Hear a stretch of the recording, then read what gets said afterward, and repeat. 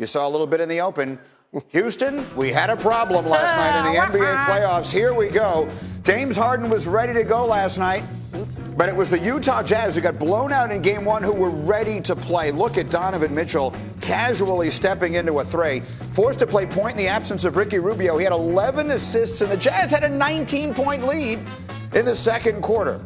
But James Harden's team is never out of it, and James Harden got it going in that second quarter. He sure did. Overall, he was terrific, Green. He had 32 points, 11 assists. He wasn't efficient as you would expect the potential MVP to be, but ultimately he was the guy that kept them in the game because the Utah Jazz played a terrific night. He was 2 of 10 from 3 in the game. He got a lot of his points at the free throw line, 12 of 13 from the line, as you mentioned, 32 points, 11 assists for James Harden. But that spectacular dunk by Harden on Favors got some attention, but the one everyone was talking about was this. Degree of difficulty, please, Jalen Rose. I got it. You hardly ever see a one-step dunk for an individual right after he shoots the ball. Come on, man. Like he was shot out of a cannon, a pogo stick.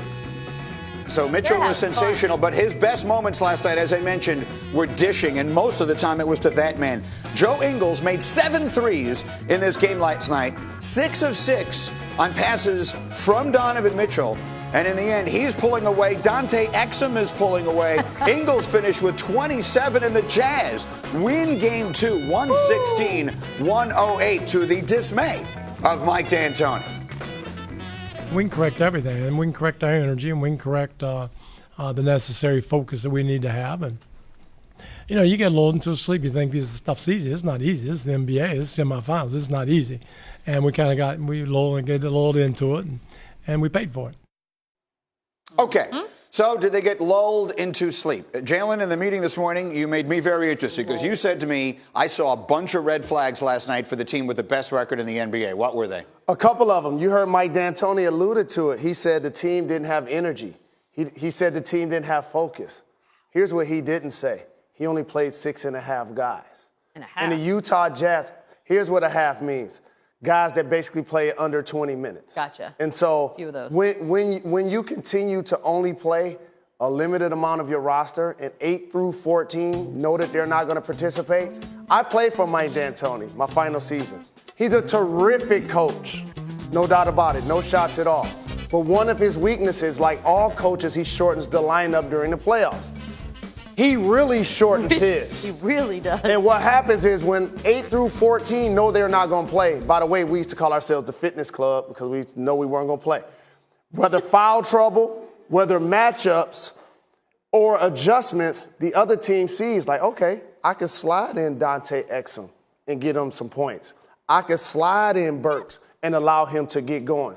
And so I think that's something that I see with the Houston Rockets. And the other thing is, I like the dynamic of Chris Paul and Harden like everybody else. But what I said I wanted to see is how would they behave in a close game in the playoffs when one guy had the ball and the other guy was spotting up. Chris Paul, a career playoff low 3 assists for one of the best playmakers we've seen in the game. What'd you see?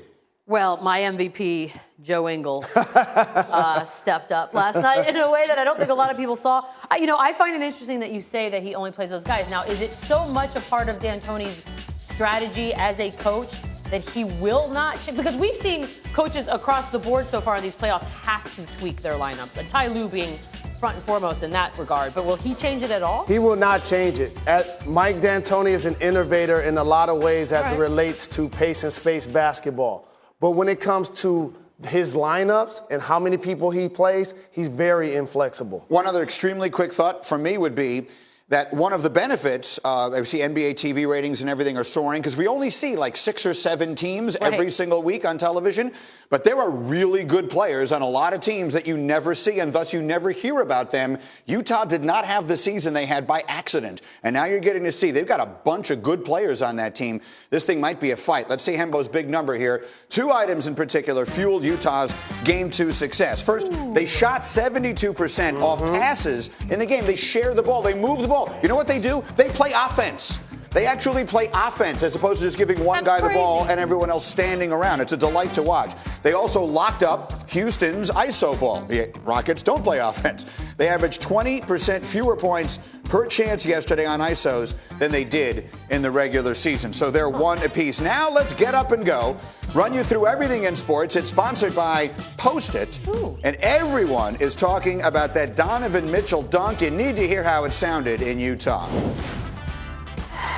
Donovan, left-hand dribble, teeth the defense, off balance, right-hander short, got it back! Oh, Big champion, oh my gosh! I've never seen anyone ever do that!